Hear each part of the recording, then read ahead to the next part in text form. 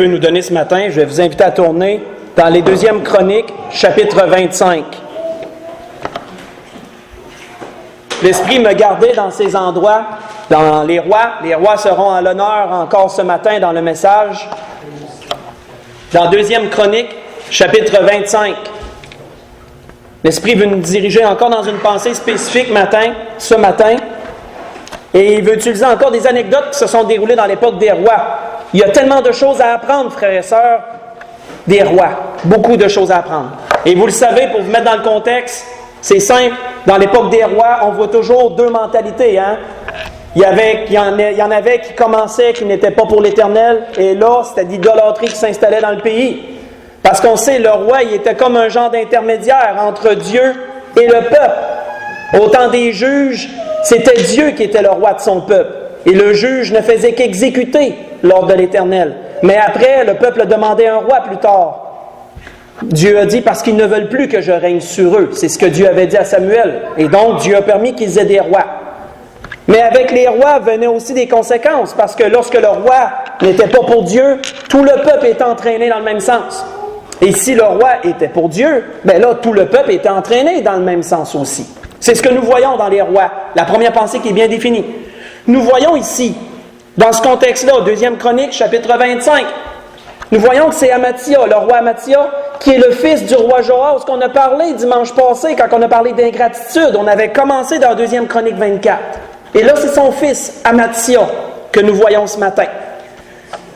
Amathia était pour Dieu. C'était un homme qui avait commencé en faisant ce qui était bon aux yeux de l'Éternel. Nous voyons qu'Amathia a un jour entré en guerre contre les fils d'Édom, les Édomites. Nous voyons qu'Amathia, afin de gagner cette guerre, a décidé d'engager 100 000 hommes d'Israël. Parce que vous le savez, Juda et Israël étaient séparés, leur royaume était scindé à cette époque-là. Il y avait un roi sur Juda et Benjamin, et il y avait un roi sur les 10 autres tribus d'Israël. Et les 2 tribus étaient séparées, les 10 étaient d'un bord, les 2 étaient de l'autre, et chacun avait leur roi. Israël est tombé dans l'idolâtrie bien avant Juda. Nous voyons ici qu'Amathia a décidé non seulement de prendre ses hommes à lui, mais d'engager 100 000 hommes, des hommes d'Israël, pour lui aider dans le combat qu'il avait mené. Et nous voyons que, à partir du verset 7, 2e Chronique, chapitre 25, un homme de Dieu vint auprès de lui et dit, « Ô roi, qu'une armée d'Israël ne marche point avec toi, car l'Éternel n'est pas avec Israël, avec tous ses fils d'Éphraïm. Si tu vas avec eux, quand même tu ferais au combat des actes de vaillance, Dieu te fera tomber devant l'ennemi, car Dieu a le pouvoir d'aider et de faire tomber. » Ça, moi, je surlignerais ça, cette phrase-là. Dieu a le pouvoir d'aider et de faire tomber. Dieu n'était plus avec Israël, ils étaient dans l'idolâtrie, ils avaient fait un choix et ils vivaient les conséquences de leur choix. Judas tenait encore bon, lui. Et nous voyons que Dieu n'a pas aimé qu'Amathia engage des hommes d'Israël pour l'aider. Il a dit, ne prends pas ces hommes-là, laisse-les de côté dans la bataille que tu vas mener. Et là, nous voyons la logique de l'homme. Amathia dire à l'homme de Dieu, Amathia dit à l'homme de Dieu, au verset 9, « Comment agir à l'égard des 100 talents que j'ai donnés à la troupe d'Israël? » Parce qu'Amathia les avait déjà payés. Il les avait payés à l'avance. Mais là, il dit, « Si je les renvoie, je vais perdre mon argent. Je vais perdre le salaire que je leur ai donné. Il ne servira plus à rien. » Encore une autre phrase à surligner dans la parole. L'homme de Dieu répondit, « L'Éternel peut te donner bien plus que cela. » Si Dieu est avec lui, même s'il perdrait 1000 talents ou 100 talents d'argent, peu importe, Dieu peut redonner beaucoup plus quand tu prends sa part à lui. Alors, Amathia sépara la troupe qui lui était venue d'Éphraïm, afin que ces gens retournent chez eux. Mais ils furent très irrités contre Juda. Et ils s'en allèrent chez eux avec une ardente colère. Ces 100 000 hommes-là, ils n'ont vraiment pas aimé ça, se faire envirer de bord. Même s'ils étaient payés, ils n'ont pas aimé ça, se faire rejeter. Ils sont partis avec leur argent, mais on voit que la mentalité n'était vraiment pas bonne. Là. Ils sont partis en colère. Amathia prit courage et conduisit son peuple. Il alla dans la vallée du sel et il bâtit 10 000 hommes des fils de Séhir. Ce sont les enfants d'Édom. Et les fils de Juda en saisirent 10 000 vivants qu'ils menèrent au sommet d'un rocher, d'où ils les précipitèrent et tous furent écrasés.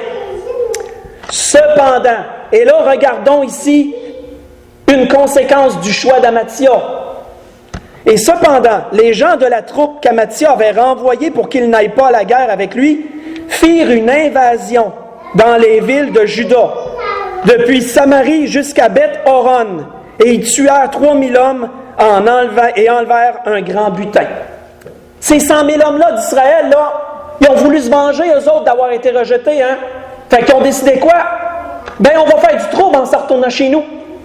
Ils ont conquéri des villes, ils ont mis des villes à sac, ils ont pillé en se retournant chez eux. Mais Amathia, il ne sait pas ça. Lui, il est encore en guerre, il est parti en guerre, il n'a pas vu ce qui s'est passé. Arrêtons-nous sur le verset 14. Lorsqu'Amathia fut de retour, après la défaite des Édomites, il fit venir les dieux des fils de Séhir et en fit ses dieux. Il se prosterna devant eux et leur offrit des parfums. Arrêtons-nous là. Wow! Qu'est-ce qu'on remarque, frères et sœurs? Un changement vraiment drastique. Il part pour Dieu. Dieu lui donne une grande victoire. Il revient et là décide d'adopter les dieux des personnes qui viennent conquérir. Il n'est pas revenu avec ces dieux-là. La Bible nous dit il les fit venir. Donc ça veut dire qu'il est revenu et que là, il a décidé de faire venir ces dieux-là et il les a adoptés pour ses dieux à lui. Qu'est-ce qui est arrivé, frères et sœurs, avec Amathia? Amathia a changé d'attitude envers Dieu. Son attitude a changé. Et voyez-vous, frères et sœurs, c'est sur ça que l'Esprit veut nous diriger ce matin, entre autres. Parce que l'attitude, c'est bien simple. L'attitude, c'est notre manière d'être avec les autres. C'est notre comportement. Nous sommes d'une certaine façon, nous avons toute une attitude, un comportement de la façon qu'on agit. Et bien des choses peuvent survenir dans cette vie et influencer notre attitude. Autant envers notre prochain qu'envers Dieu aussi. Et c'est ce qui est arrivé avec Amathia.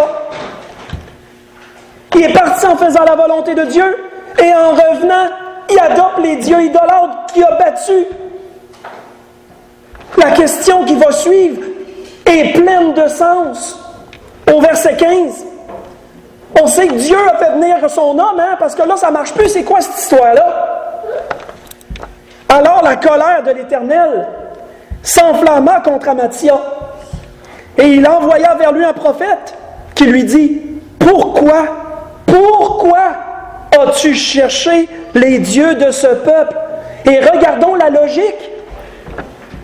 Pourquoi as-tu recherché les dieux de ce peuple quand ils n'ont pu délivrer leur peuple de ta main? Ces dieux-là, ils n'auront pas donné la victoire, là, tu les as battus. Comment tu peux adopter des dieux que tu as vaincus quand l'Éternel t'a donné la victoire? Comme il parlait, Amathia lui dit, « Est-ce que nous t'avons fait, conseiller du roi? Retire-toi. Pourquoi veux-tu qu'on te frappe? » Le prophète se retira en disant, « Je sais que Dieu a résolu de te détruire, parce que tu as fait cela et tu n'as pas écouté mon conseil. » Nous allons arrêter là.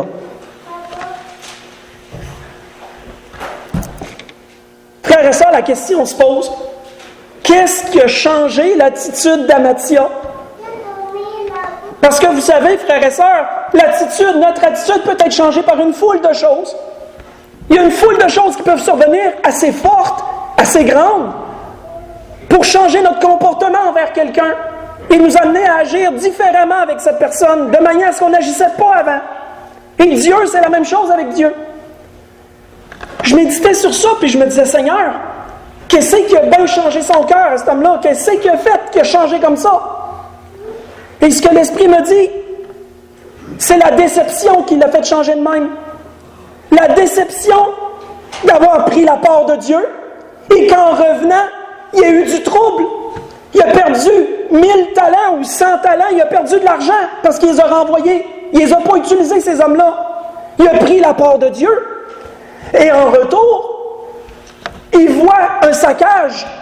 Il voit que des villes ont été mises à sac. Des gens sont morts, 3000 hommes sont morts. Et il peut certainement que la question s'est venue, que c'est ça? J'ai pris la part de Dieu. Et c'est ça qui arrive. La déception. Oui, l'Esprit avait raison de me le dire. C'est la déception qui a fait ça. La déception qui veut dire fait d'être déçu, de subir une situation différente à nos attentes. Quand tu t'attends à une chose, puis qu'il arrive le contraire, tu es déçu. C'est de la déception. Et la déception peut changer l'attitude d'une personne quand elle est vraiment grosse. Mes frères et sœurs, nous voyons qu'un jour, Salomon a dit dans les Proverbes ceci, c'est la bénédiction de l'Éternel qui est enrichie, et il ne la fait suivre d'aucun chagrin. Vous voyez ça dans Proverbe 10, verset 22. Comment est-ce que la bénédiction que Dieu a donnée à cet homme-là, il a vaincu ses ennemis? Comment est-ce qu'il peut arriver du chagrin après? La déception qui a suivi, elle venait d'où? Est-ce qu'elle venait de Dieu? Souvenons-nous qu'il y en a un autre à l'œuvre. Souvenons-nous qu'il y a un ennemi à l'œuvre. Et vous savez, je méditais là-dessus et je me disais, Satan, il n'est tellement pas souvent nommé dans l'Ancien Testament. On ne voit pas beaucoup dans l'Ancien Testament, de nom, je veux dire. Mais on voit son influence. Son influence a toujours été là, elle. Satan n'a pas cessé de travailler pendant un temps. Si nous prenons la part de Dieu, et qu'il y a des déceptions qui suivent, disons-nous une chose, c'est pas Dieu qui veut vous décevoir, là. C'est l'ennemi qui travaille de son bord. Qu'est-ce que l'ennemi veut faire? Changer votre attitude envers Dieu. Vous faire en virer de bord. Et vous savez, Satan veut faire ça, frères et sœurs. Et pas seulement envers Dieu. Il veut changer notre attitude envers les gens qui nous entourent aussi. Vous témoignez une personne, et au lieu de voir des changements, vous voyez que ça empire. Qu'est-ce qui pourrait arriver? Vous allez devenir tellement déçu à un moment donné que vous allez dire ça ne sert à rien. Peut-être que votre comportement va changer, votre attitude, puis vous allez dire, ben là, c'est encore pire. Il n'y a rien. C'est un exemple que je prends comme ça. La déception peut changer notre attitude envers les gens, de bien des façons. Mais il n'y a pas que cela qui change l'attitude. Reculons dans 2 Chroniques 16. Continuons. L'Esprit veut se servir des rois ce matin, parce que les rois sont une source d'enseignement dans ce sens. On recule dans 2 Chronique, chapitre 16. Nous allons commencer au verset 1.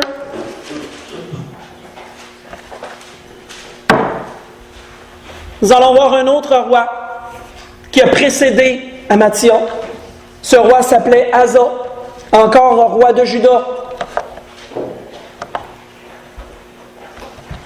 Nous voyons dans 2 Chronique 16, à partir du verset 1, la 36e année du règne d'Asa, Baécha, roi d'Israël, monta contre Juda, et il bâtit Rama pour empêcher ceux d'Asa, roi de Juda, de sortir et d'entrer. Il a bâti une ville, autrement dit, dans un endroit qui servait à Juda pour aller ailleurs. Il a bâti une ville là pour justement y faire obstacle. Mais Asa, frères et sœurs, quand on lit 14 et 15 de 2 Chronique, on voit à quel point c'est un homme qui avait un cœur pour Dieu. On voit à quel point c'est un homme qui a pris la part de Dieu. Et même lorsque le prophète est venu lui faire un reproche, il a pris la part de Dieu. Il a humilié son cœur, a suivi le conseil de l'homme de Dieu, a ramené Juda vers l'Éternel. Il a fait beaucoup de grandes choses lorsque nous lisons la vie d'Asa dans les 2 chapitres précédents celui-là. Mais regardons ce qu'il s'apprête à faire ici. Au verset 2, il nous est dit quoi? Asa sortit de l'argent et de l'or, des trésors de la maison de l'Éternel et de la maison du roi. Et il envoya des messagers vers Ben-Hadad, roi de Syrie, qui est un païen qui habitait à Damas. Et ils lui dirent qu'il y ait une alliance entre moi et toi, comme il y en a une entre mon père et ton père. Voici, je t'envoie de l'argent et de l'or. Va, romps ton alliance avec Baïcha. Parce que Ben-Hadad, lui, il était avec Israël, mais son cœur penchait pour le plus offrant. C'est un païen. Son cœur penchait pour le plus offrant.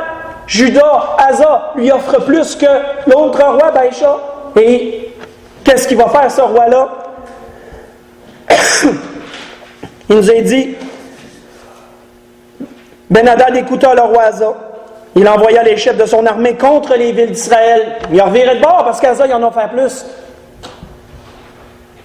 Et il frappa Ijon, Dan, Abel-Maïm et tous les magasins des villes de Nephtali. Nous allons arrêter là. Mes frères et sœurs, quand nous lisons précédemment, dans les 2 chapitres précédents, on voit qu'Asa n'avait jamais eu besoin des hommes pour livrer ses guerres. Il avait toujours pris Dieu avec lui pour livrer ses guerres. Et il les avait toujours vaincus grâce à Dieu. Dieu n'avait jamais manqué une seule fois. Il lui avait donné la victoire dans tous ses combats. Parce qu'il avait suivi la part, il avait suivi les conseils de l'homme de Dieu. Il avait fait la volonté du Seigneur. Et là, ici, pour une raison que nous on ignore, il n'est pas vraiment mentionné la raison, son attitude change. Qu'est-ce qui s'est passé en cours de route, on ne le sait pas. Mais là, il décide d'engager des hommes pour livrer une bataille, à la place encore de prendre la part de Dieu, à la place encore de prendre Dieu avec lui pour livrer sa bataille. Mais comme on le sait, lorsque Dieu voit des choses, Dieu permet toujours qu'il le sache. Dieu envoie toujours son prophète pour dire les choses. On voit au verset 7 qui nous est dit,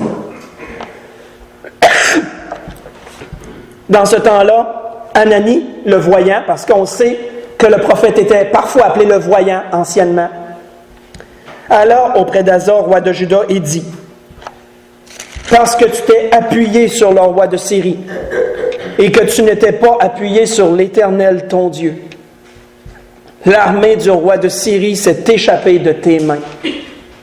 Dieu avait prévu qu'il puisse vaincre aussi ces païens-là afin de ne plus avoir de troubles. Mais parce qu'il a choisi d'en faire ses amis à la place, Dieu a dit, se sont échappés de tes mains là. Tu ne les vaincras pas. Les Éthiopiens et les Libyens, 2 peuples qu'Asa avait vaincus par la force de l'Éternel dans le chapitre 14, le chapitre 15, ne formaient-ils pas une grande armée avec des chars et une multitude de cavaliers?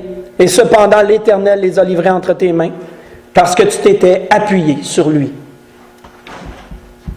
Car l'Éternel étend ses regards sur toute la terre. Une autre phrase à surligner. Car l'Éternel étend ses regards sur toute la terre pour soutenir ceux dont le cœur est tout entier à lui. Tu as agi en insensé. Tu as agi en insensé dans cette affaire, car dès à présent, tu auras des guerres. Et frères et sœurs, nous voyons qu'après cette dure réprimande, de la part de l'homme de Dieu, de la part de l'Éternel, bien sûr, parce que c'est l'Éternel qui parle à l'homme de Dieu. Après cette dure réprimande, qu'est-ce qu'Asa a fait? Souvenons-nous qu'avant, Asa avait humilié son cœur lorsqu'il avait entendu la réprimande. Asa ne l'avait pas endurci, mais son attitude avait changé envers Dieu. On l'a vu précédemment. Et là, qu'est-ce qui arrive? Il nous dit, Asa fut irrité contre le voyant. Et il le fit mettre en prison, parce qu'il était en colère contre lui. Et dans le même temps, Asa opprimait aussi quelques-uns du peuple. Jamais que ce roi n'avait fait ça dans le passé. Mais son attitude avait changé. Qu'est-ce qui avait fait que son cœur était devenu encore plus dur après la réprimande? C'est justement, frères et sœurs, notre attitude peut changer après la réprimande, hein? Si Dieu nous donne une réprimande, quelle attitude aurons-nous? Est-ce que notre attitude va s'endurcir? Ou notre attitude va-t-elle nous amener à s'humilier devant Dieu? Parce que la réprimande peut nous faire changer d'attitude. Oh que oui. Et c'est arrivé souvent. Et vous savez, je méditais là-dessus, puis je me disais, pauvres hommes de Dieu, c'est toujours eux autres qui payent en bout de ligne. Hein? C'est toujours celui que Dieu envoyait qui payait. Hein? Il y en a un qu'on n'est pas content après lui, on le renvoie, et l'autre, il se fait mettre en prison parce qu'on n'est pas content des paroles qu'il dit. Puis encore bien d'autres hommes de Dieu ont subi bien d'autres outrages ou d'autres choses parce que le roi ou un autre n'était pas content de ce qu'il a dit. L'homme de Dieu était toujours entre les deux, hein, puis c'était lui qui subissait. Il me disait ça m'a fait sourire un peu. Parce que parfois, c'est représentatif de nos jours aussi. Mais on voit qu'il nous est dit au verset 11, « Les actions d'Asa, les premières et les dernières, sont écrites dans le livre des rois de Juda et d'Israël. La 39e année de son règne, Asa eut les pieds malades, au point d'éprouver de grandes souffrances. Et même pendant sa maladie, il ne chercha pas l'Éternel. Son attitude était devenue tellement dure envers Dieu. La Bible nous dit, mais il consulta les médecins. Est-ce que c'est mal de consulter les médecins? Non. Mais quand on ne cherche pas Dieu avant de chercher les médecins, et qu'on s'appuie entièrement sur les médecins en se détournant de Dieu, là, ça devient mal de le faire. Et Asa, son attitude était devenue complètement rebelle à Dieu. Et il n'a pas recherché Dieu du restant de son règne. Et il a fini son règne comme ça. Bien commencé, bien mal fini. Malheureusement, comme plusieurs. Plusieurs rois ont été ainsi. Et vous savez, Salomon avait encore écrit un proverbe là-dessus. Pourquoi la réprimande peut changer l'attitude des gens? Et Salomon avait dit, comme le fer aiguise le fer, ainsi un homme excite la colère d'un autre homme. Vous voyez ça dans Proverbe 27, verset 17.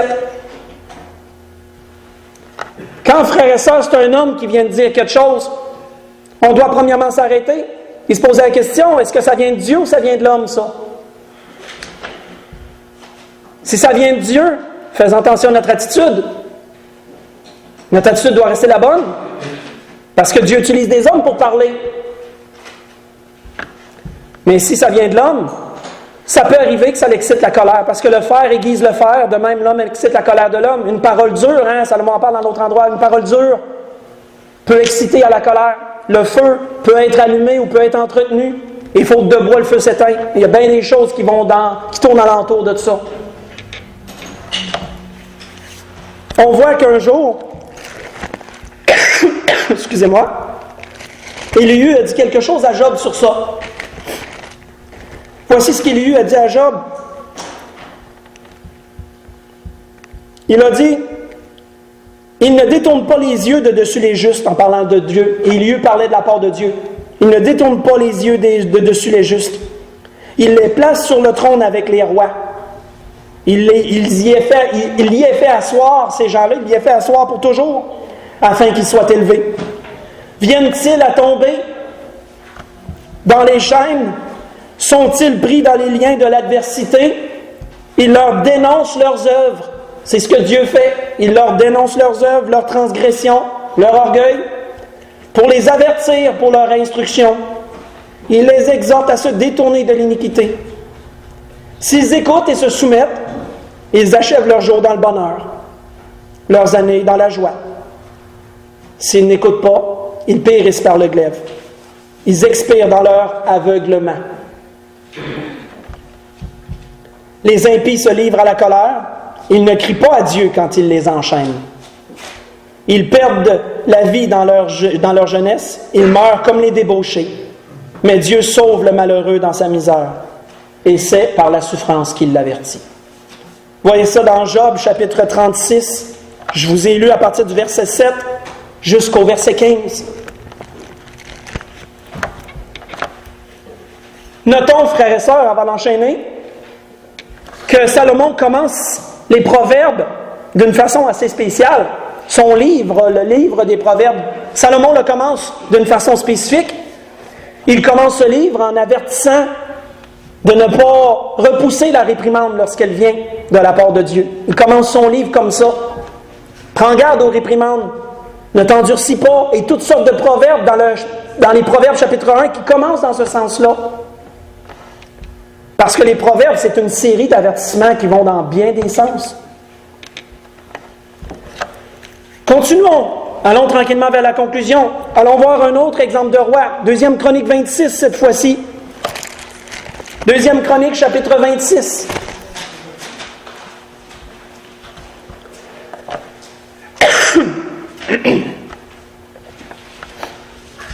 Cette fois-ci, on va aller voir le fils d'Amathia, celui avec lequel on a commencé en introduction. On va aller voir son fils à lui, Ozias, de son nom. 2 Chronique, chapitre 26.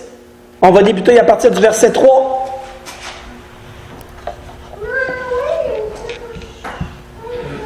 Il nous est dit, Ozias avait 16 ans lorsqu'il devint roi, et il régna 52 ans à Jérusalem. Sa mère s'appelait Jécolia de Jérusalem. Il fit ce qui est droit aux yeux de l'Éternel, entièrement comme avait fait Amathia son père, avant que son attitude change. Il s'appliqua à rechercher Dieu pendant la vie de Zacharie, qui avait l'intelligence des visions de Dieu. Et dans le temps où il rechercha l'Éternel, Dieu le fit prospérer. Une autre belle phrase encore à surligner. Dans le temps où il rechercha l'Éternel, Dieu le fit prospérer. Il se mit en guerre contre les Philistins. Il abattit les murs de Gath, les murs de Jabné, les murs d'Asdod, et construisit des villes dans le territoire. On voit quoi ici, frères et sœurs? On voit un homme encore qui a du succès dans ses guerres, et c'était représentatif à cette époque-là. Hein? Lorsqu'un roi il avait du succès, c'est parce qu'il avait pris la part de Dieu. Et ça se démontre très clairement. Il ne prenait pas la part de Dieu, il était vaincu par ses ennemis. Il prenait la part de Dieu, l'Éternel était avec lui, puis il vainquait tous ses ennemis. Et on voit un homme qui a du succès à cause qu'il a pris la part de Dieu. Sautons au verset 16. Vous allez voir que l'attitude change malheureusement. Dans ce cas-ci, il nous est clairement dit pourquoi. Au verset 16, mais lorsqu'il fut puissant, parce qu'il nous est dit précédemment qu'il est devenu très puissant, très influent, son règne s'est étendu. Cet homme-là a grandement prospéré. Mais lorsqu'il fut puissant, son cœur s'éleva pour le perdre. Il pécha contre l'Éternel, son Dieu. Il entra dans le temple de l'Éternel pour brûler des parfums sur l'autel des parfums. Qu'est-ce qui avait fait que son attitude avait changé comme ça, frères et sœurs? La Bible nous dit son orgueil. Son cœur s'est élevé pour se perdre. Satan a réussi à insuffler l'orgueil en lui. Et ainsi, il s'est pensé qu'il avait le droit de faire ce que les sacrificateurs seuls devaient faire. Il a pensé qu'il pouvait, avait l'autorité et le droit d'offrir les parfums sur l'autel. Et il n'avait pas le droit de faire ça. Ce n'était pas sa part à lui. Mais il avait décidé de la prendre. Parce que son cœur s'était élevé. Son attitude envers Dieu avait changé.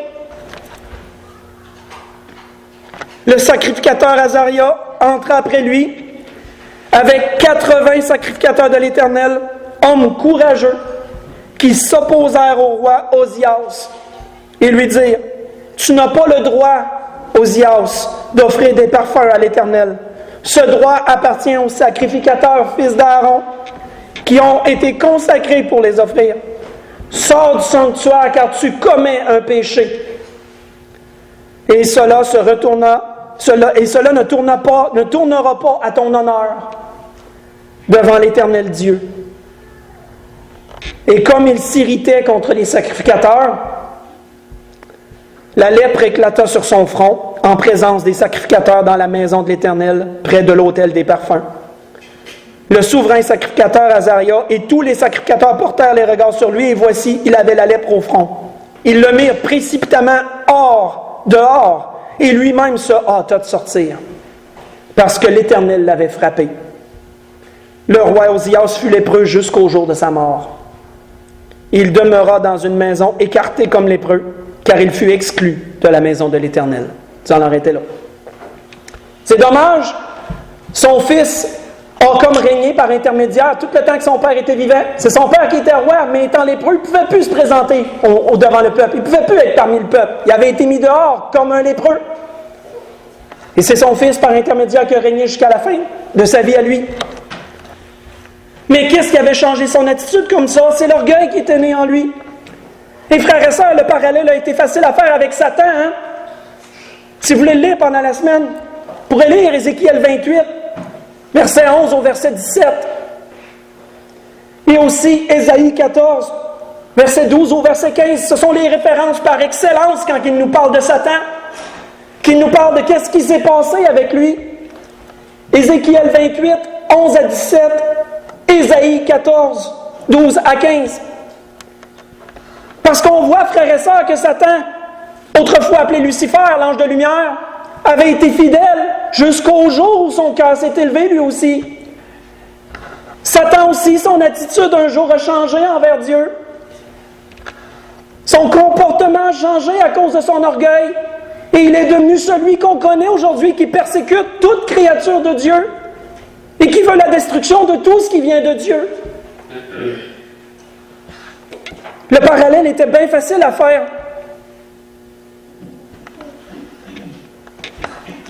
Mais quand on va plus loin, frères et sœurs, on se rend compte que l'orgueil, c'est quoi à la base? L'orgueil, c'est un sentiment. C'est un sentiment, l'orgueil, comme bien d'autres. Un sentiment qui est néfaste, un sentiment qui peut apporter beaucoup de problèmes. Mais c'est un sentiment. Et les sentiments, frères et sœurs, sont des choses qui peuvent changer aussi notre attitude.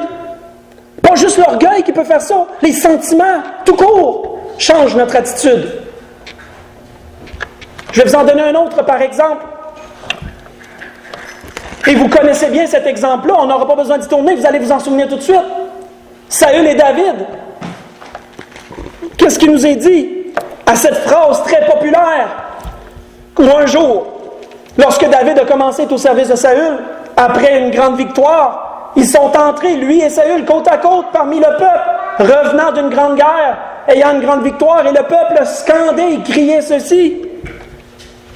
Comme il revenait lors du retour de David, après qu'ils aient tué les Philistins, les femmes sortirent de toutes les villes d'Israël au-devant du roi Saül, en chantant et en dansant, au son des tambourins et des triangles, et en poussant des cris de joie. Et les femmes qui chantaient se répondaient les unes aux autres et disaient « Saül a frappé ses 1000 et David ses 10 000. » Et Saül fut très irrité de cela, et cela lui déplut.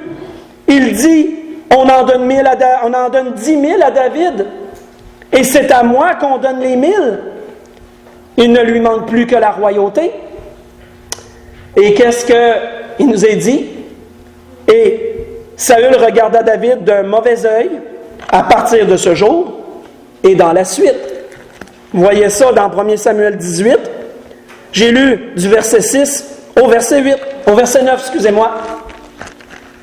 L'attitude de Saül a changé à l'égard de David, et ça pour le restant de ses jours. Pourquoi?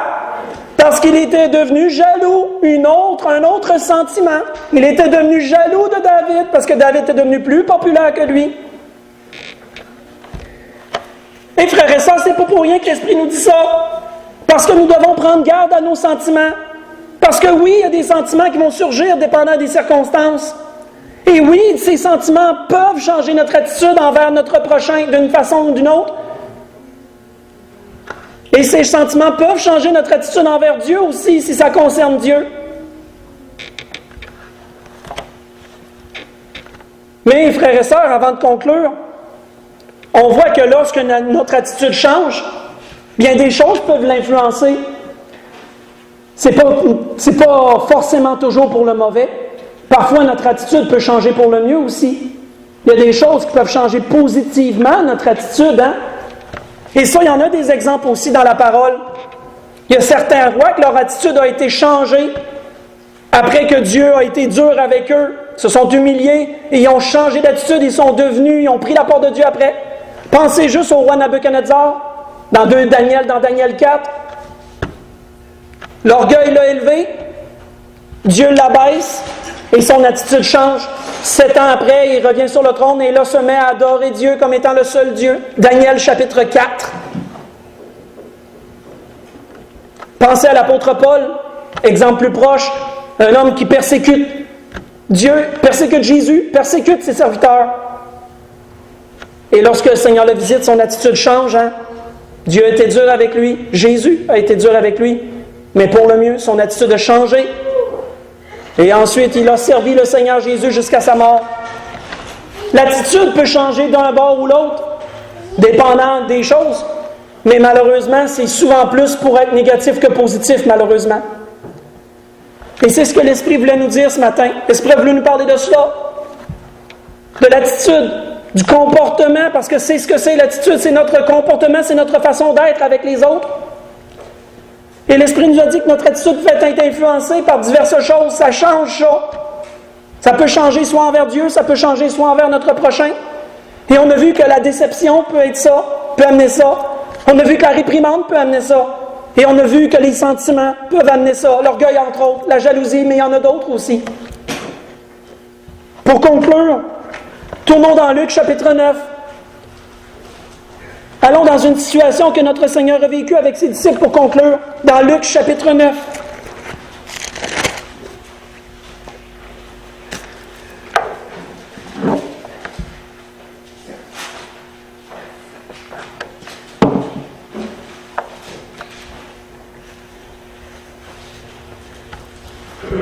On voit qu'à partir du verset 51 de l'Évangile selon Luc, chapitre 9, il nous est dit, lorsque le temps où il devait être enlevé du monde approcha, Jésus prit la résolution de se rendre à Jérusalem. Il envoya devant lui des messagers qui se mirent en route et entrèrent dans un bourg des Samaritains. Un bourg, c'est un village, c'est une zone pour lui préparer un logement. Mais on ne le reçut pas parce qu'il se dirigeait sur Jérusalem. On le sait, la relation entre les Samaritains et les Juifs n'était pas très bonne. Les Samaritains, sachant que Jésus se dirigeait vers Jérusalem, n'ont pas voulu le recevoir chez eux. Lui ont refusé le logement. Les disciples Jacques et Jean, voyant cela, dirent, « Seigneur, veux-tu que nous fassions, nous commandions que le feu du ciel descende et les consume? » Qu'est-ce qui a changé leur attitude, frères et sœurs? Parce que ce n'est pas l'attitude que le Seigneur enseigne, ça. Certainement un sentiment quelconque, un sentiment de rejet, un sentiment de colère suite à la réponse des Samaritains. Ils ont fait qu'il y a un sentiment qui a changé leur attitude et qui les a amenés à être aussi durs. Mais là, le Seigneur dit une chose, frères et sœurs, qui met en lumière beaucoup. Jésus se tournant vers eux, les réprimanda en disant, « Vous ne savez pas de quel esprit vous êtes animés. Car le Fils de l'homme est venu, non pour perdre les âmes des hommes, mais pour les sauver. » Et ils allèrent dans un autre bourg. Prenons garde, frères et sœurs, parce que derrière ces changements d'attitude, quand ils sont négatifs, il y a un ennemi qui est là. Il y a un esprit qui n'est pas celui de Dieu qui y est à l'œuvre. Et c'est lui qui veut changer notre attitude d'une façon négative.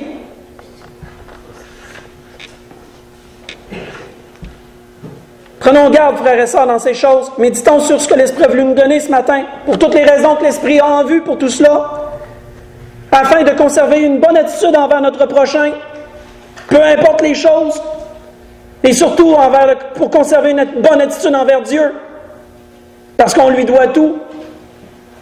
Et Dieu veut notre bien, peu importe les circonstances. C'est la grâce que je nous souhaite. On peut se lever pour le dernier cantique.